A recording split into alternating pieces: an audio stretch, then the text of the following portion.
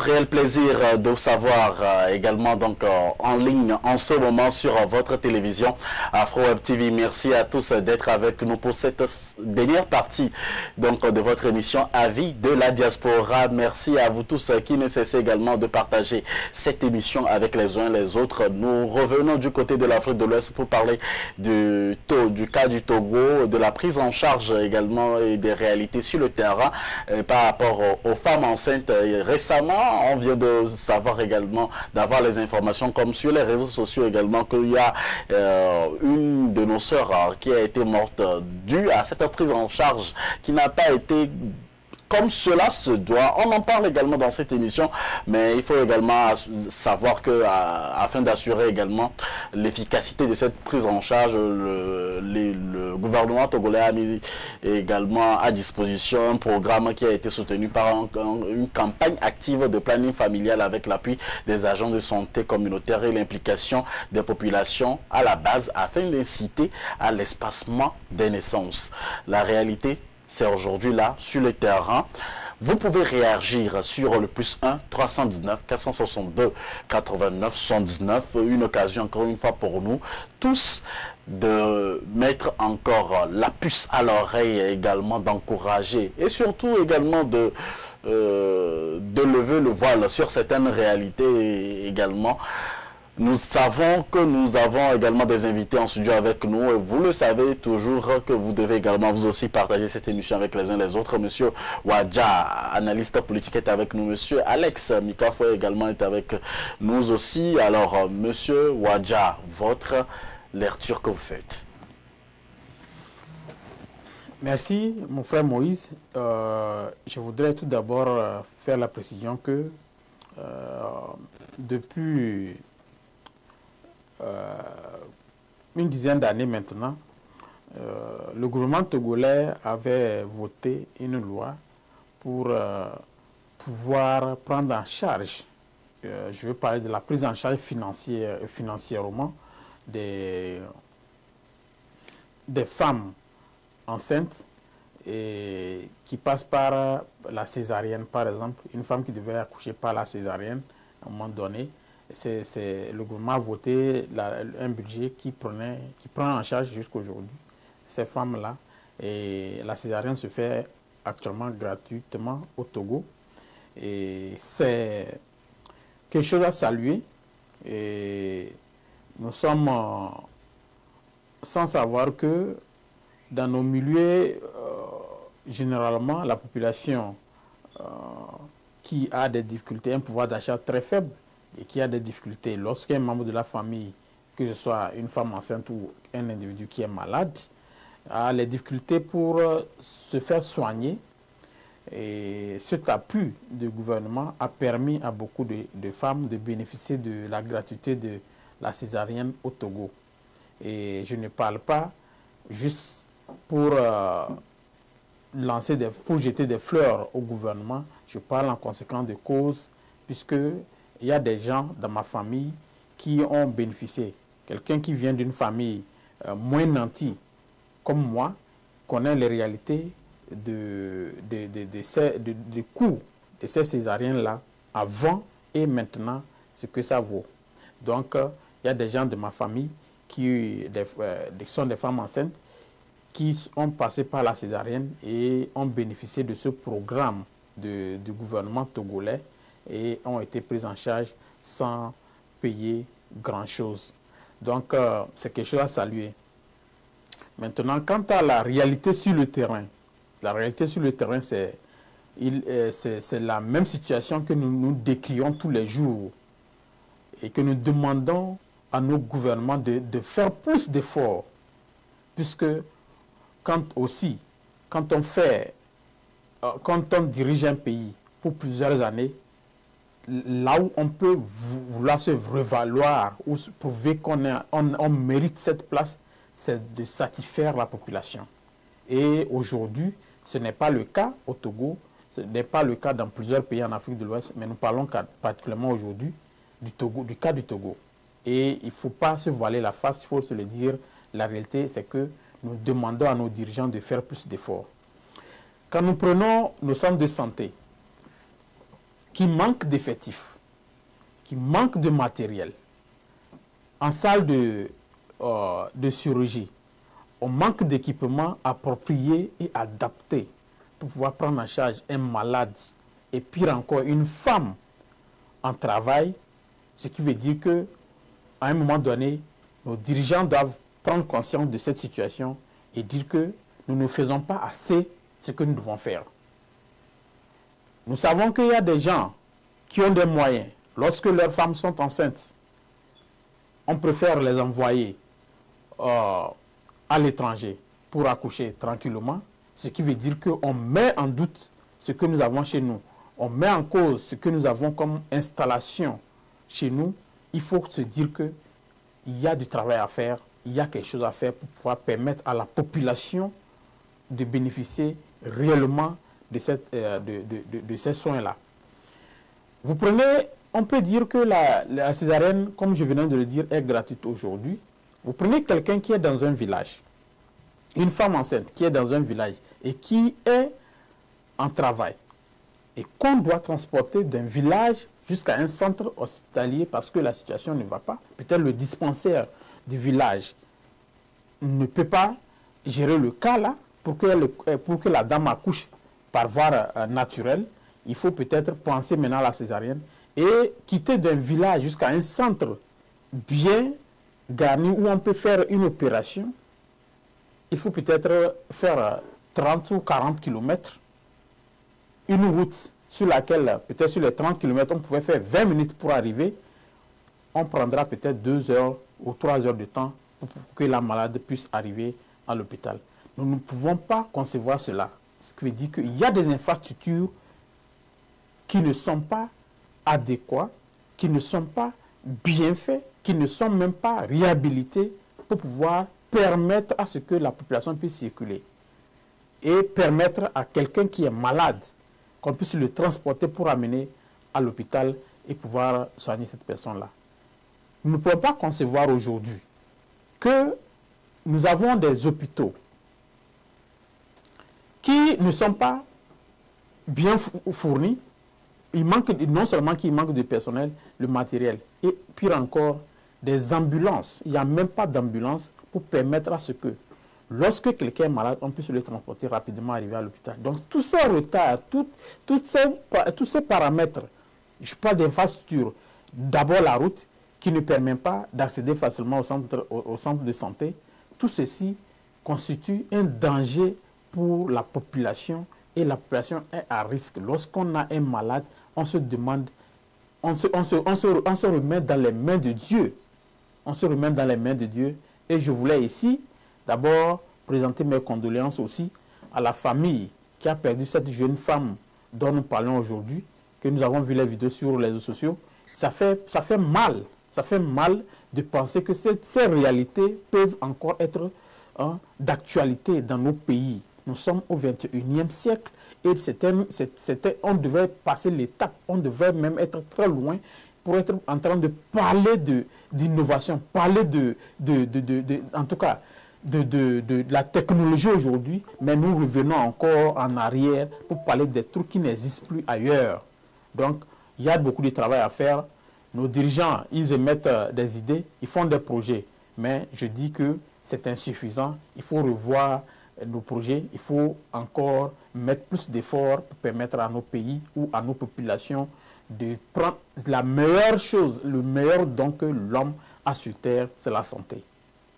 Le meilleur don que l'homme a sur terre, c'est la santé. Et je retiens donc cette dernière phrase de notre frère Wadja. Alors, concernant donc la réalité, lorsque vous amenez par exemple un patient ou quelqu'un qui souffre à l'hôpital, on vous demande d'abord de payer les kits alors qu'il y a des prises en charge. Lorsqu'on prend par exemple le cas d'espèce d'une femme enceinte, on vous demande nécessairement, même si elle est en travail, on vous demande de payer les kits.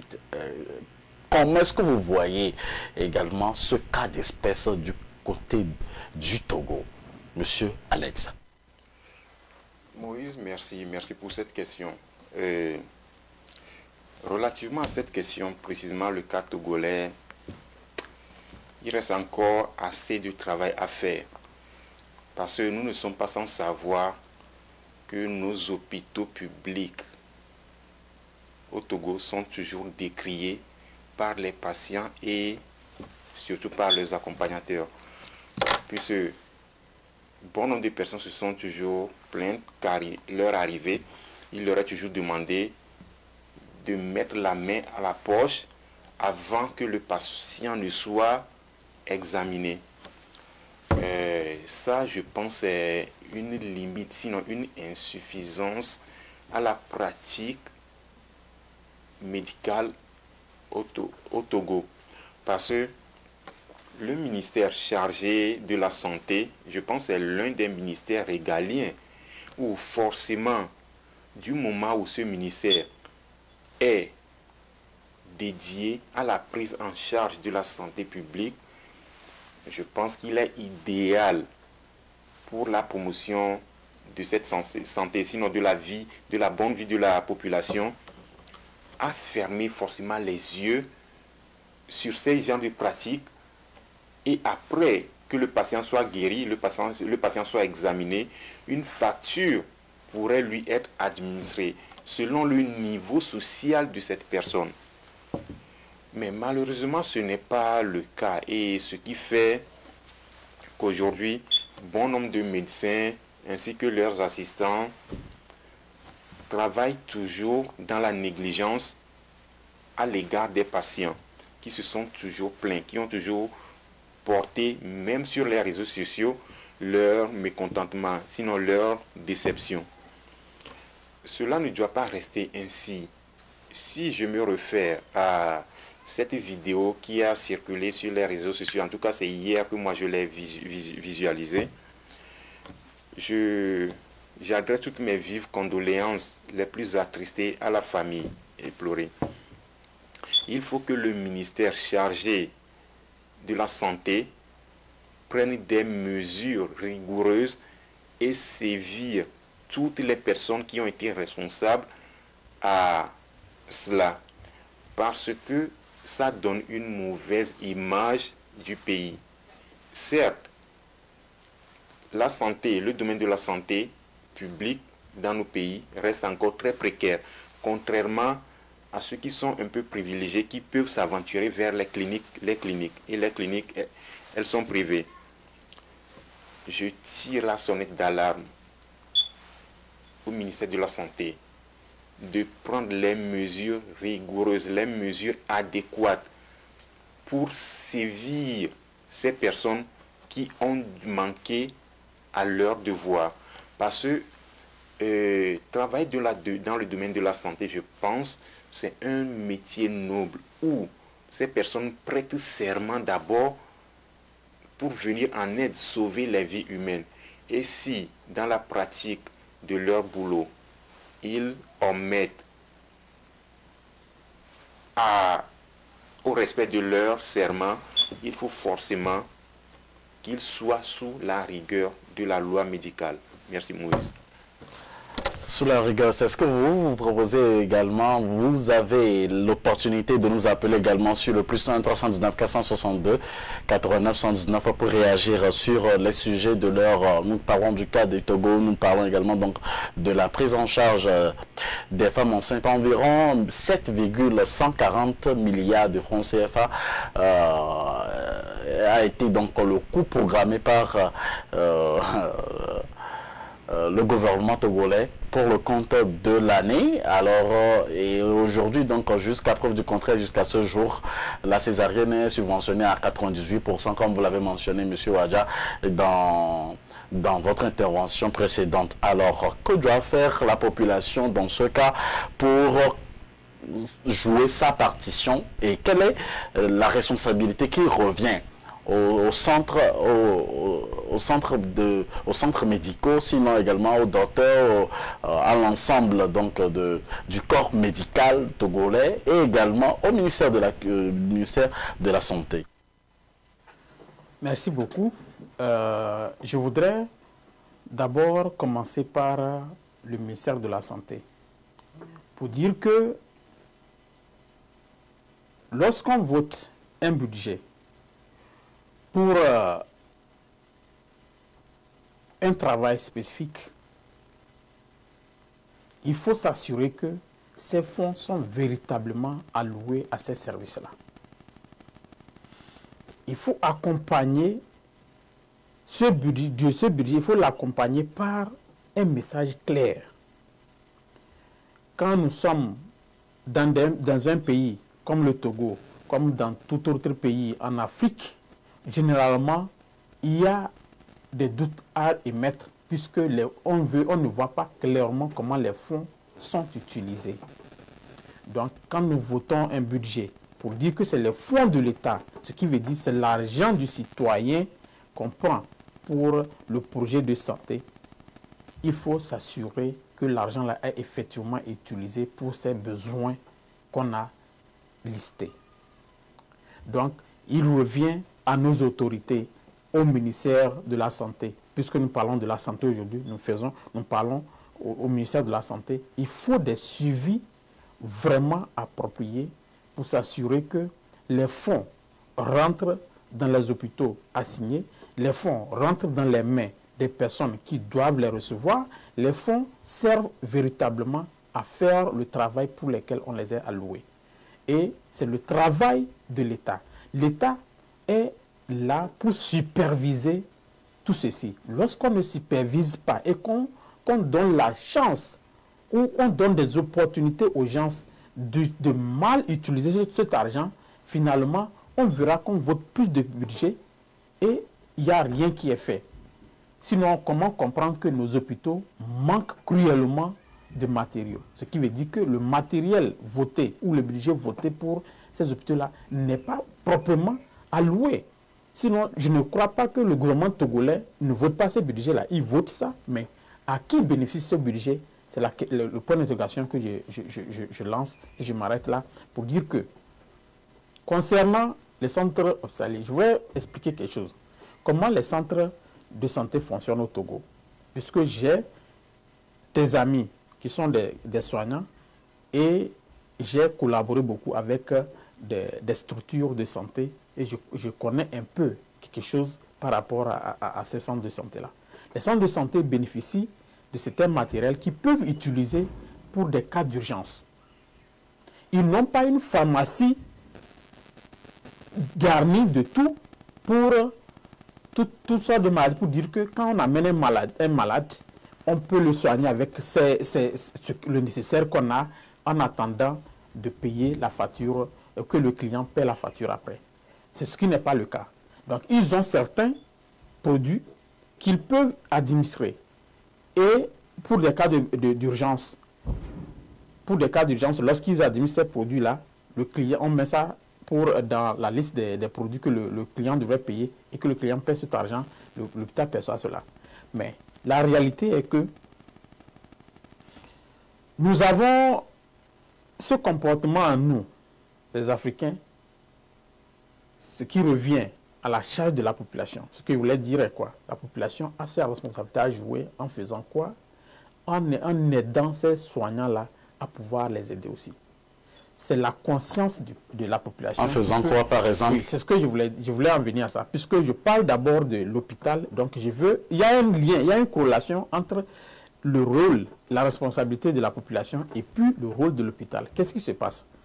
Lorsqu'on donne ces produits dont je parlais, les produits pour des cas d'urgence que l'hôpital peut utiliser pour une situation vraiment grave, pour pouvoir sauver la vie avant de penser à d'autres prescriptions qu'on peut réclamer l'argent aux patients. Les gens ont pris l'habitude d'être malhonnêtes lorsque on les soigne. Ils vont fuir même l'hôpital parce qu'il a une facture à payer. Il fuit l'hôpital et puis il ne revient pour payer la facture. Donc, il y a eu beaucoup de dettes qui sont entassées dans nos hôpitaux comme ça. C'est-à-dire, lorsqu'on prend seulement, on dit le malade est arrivé, le cas est grave et on doit soigner, on doit sauver la vie. Ça, c'est très important. Mais il faut que nous aussi, on soit conscients, nous en tant que population, on soit conscients que lorsqu'on sauve ma vie et que je ne paie pas l'argent là, c'est la vie de quelqu'un d'autre que je mets en danger. Et c'est ce qui arrive dans nos hôpitaux. Parfois, ils sont face à des situations où, tellement ils ont vécu d'expérience, les médecins qui sont là-bas, ils n'osent plus faire confiance pour dire qu'ils veulent sauver une vie parce qu'ils finalement, il se dit qu'ils n'ont plus rien d'abord même dans leur caisse là pour pouvoir utiliser comme produit, puisque les gens ont pris ça, ils n'ont pas payé. Donc ça cause des trous et finalement, on n'arrive pas à maîtriser la situation. Cela ne va pas dire qu'on va laisser par exemple un patient sur le bloc ou soit sur... oui, effectivement. Ce que je suis en train de dire, à tous les niveaux, je ne justifie pas le geste du patient ni du soignant parce que j'établis les faits. Je suis en train d'établir les faits, ce qui se passe et ça aboutit à ce genre de comportement. Mais néanmoins, comme je le disais, la responsabilité revient à nos gouvernements en faisant quoi? Si on donne la possibilité à chaque citoyen, je propose en même temps des solutions comme ça. Lorsqu'on donne la possibilité à chaque citoyen d'être tracé, c'est-à-dire chaque citoyen togolais par exemple possède un numéro, je ne sais pas comment on peut l'appeler, un numéro de matricule ou un numéro d'identification. Okay? Lorsqu'on a un numéro d'identification qui nous permet, lorsqu'une fois je vais à l'hôpital, c'est tout comme aux États-Unis, on a le Social Security Number. Tu as un numéro de sécurité sociale qui permet de t'identifier. Dans ce cas-là, lorsqu'une fois tu es à l'hôpital, on sait déjà avec ton numéro d'identification, puisque c'est la première des choses qu'on demande à chaque citoyen. Si le citoyen est traçable par cette information-là, on sait qu'on peut le prendre en charge sans souci. Mais lorsqu'il manque tout ceci, ça complique la tâche aux soignants et ça complique la tâche à la famille même qui est venue parce que l'aide-soignant ne lui fait pas confiance. Et finalement, c'est le malade qui en souffre, qui va mourir gratuitement. Donc, du moins, on peut inviter nos aides-soignants à être plus cléments, à faire aussi leur travail. Lorsqu'il y a des cas d'urgence qui nécessitent la mort, sauver la vie d'abord avant de voir le reste. Merci. Alors, sauvons la vie d'abord. La vie est précieuse à Gbenigan. Alors, la vie est très précieuse. On ne peut pas laisser dans ce cas d'espèce où on a vu par exemple une sœur perdre sa vie ou les infirmières ou soit les sages-femmes ont laissé la femme d'une autre manière comme ça. Que dites-vous par rapport, comment pallier à ce cas d'espèce et pour qu'on ne retrouve plus jamais ça au Togo, Monsieur Alex? Merci Moïse.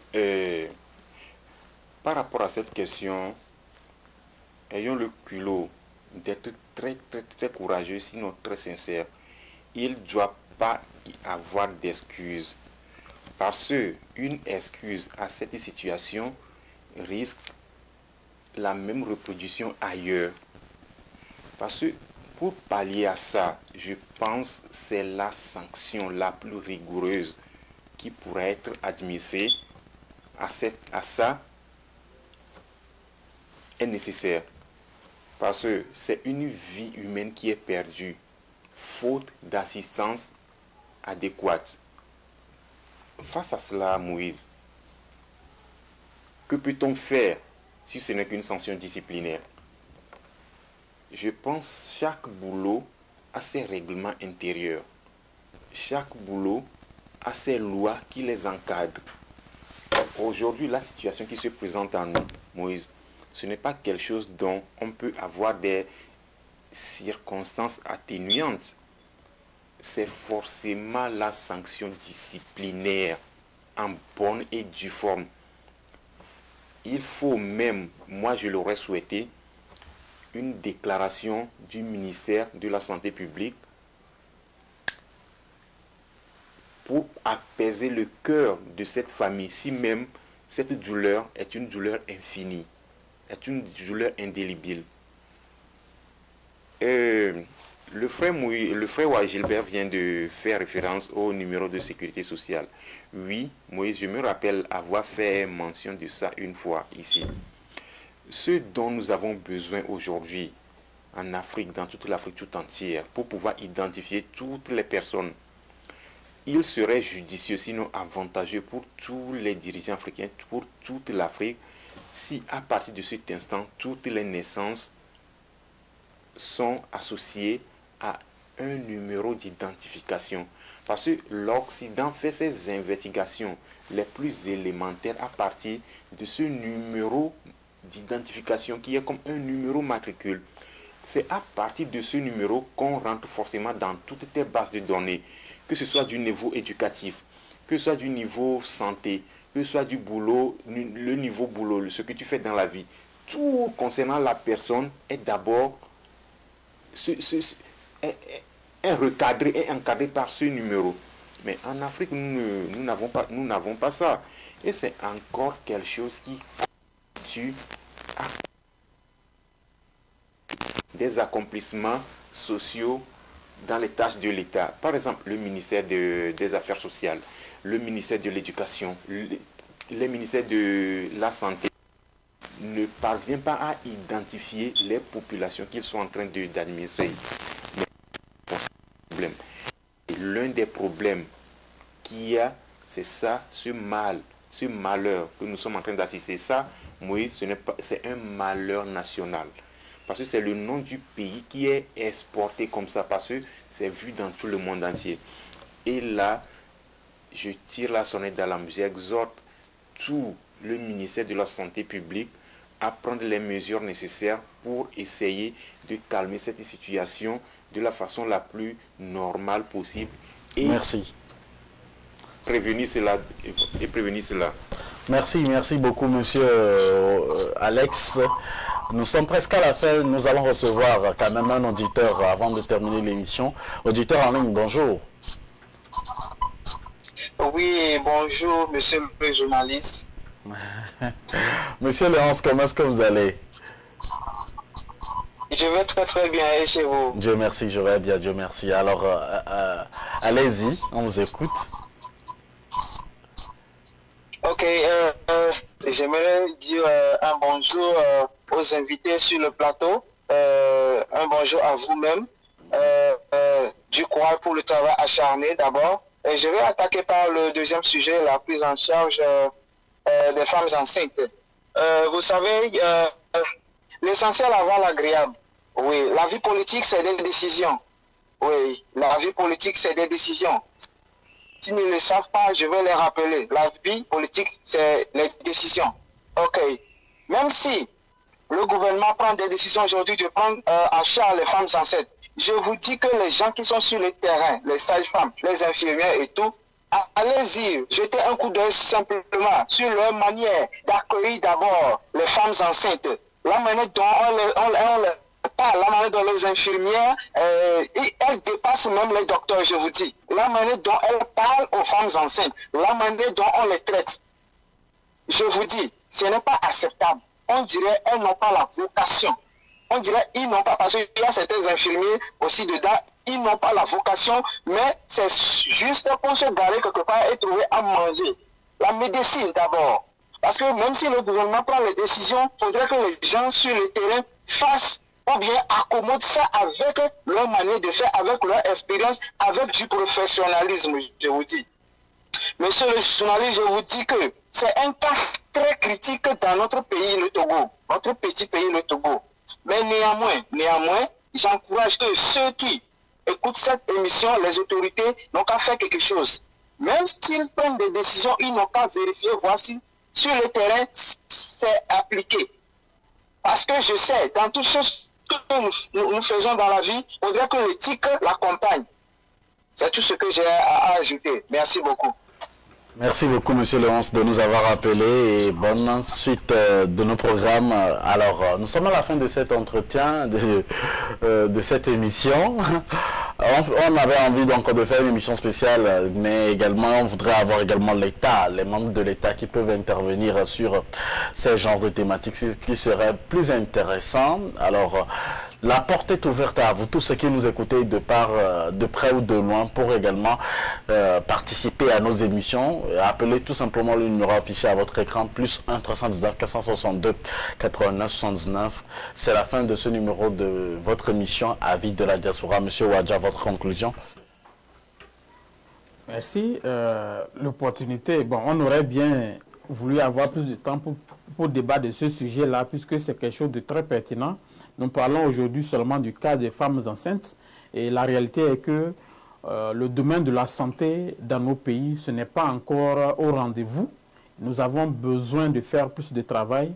Et ma conclusion serait de tirer encore la sonnette d'alarme envers nos gouvernements, envers nos dirigeants, à être un peu plus présents sur le terrain et à ne pas rester trop muets. Parce que quand il y a des situations telles que celles qu'on vient de voir sur les réseaux sociaux, nous devons quand même, en tant qu'un pays normal, on s'attendait d'abord à une excuse de la part du ministère de la Santé et encore présenter les condoléances à la famille. Mais je ne sais pas si cela a été fait. Je n'ai pas vu une vidéo ou en tout cas un message concret accompagner ceci.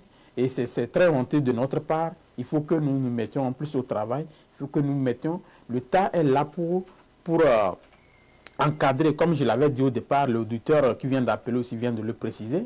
Il faut qu'on soit plus présent sur le terrain lorsqu'on prend les décisions, qu'on s'assure que ces décisions-là sont véritablement appliquées comme il se doit et qu'on n'engage pas des médecins à l'hôpital qui seront là pour assister à la mort de nos citoyens, mais pour les sauver les vies.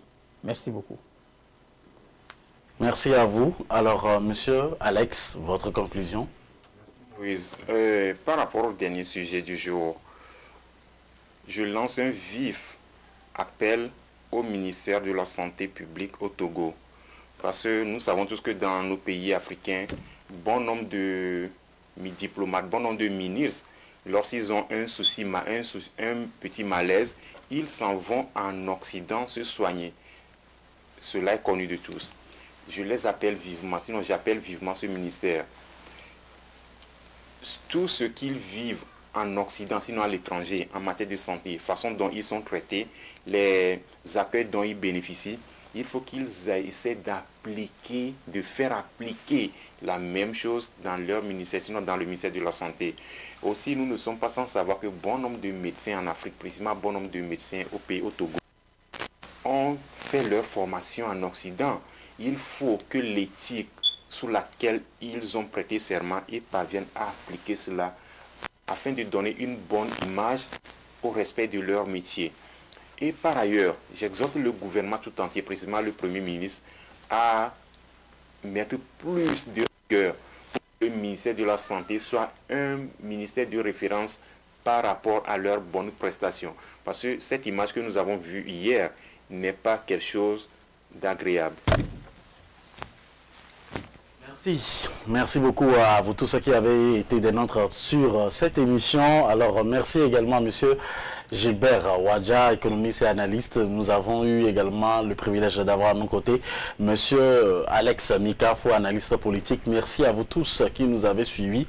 Je souhaiterais juste vous rappeler que toutes les émissions de Afro Web TV sont disponibles en replay sur la chaîne YouTube. Allez-y vous abonner, partager également donc les émissions avec les uns les autres. C'est l'Afrique qui gagne. Merci à tous de votre fidélité d'écoute à l'un des meilleurs médias du côté de la diaspora. C'est l'Afrique qui gagne. Et bonne suite de nos programmes sur Afro Web TV.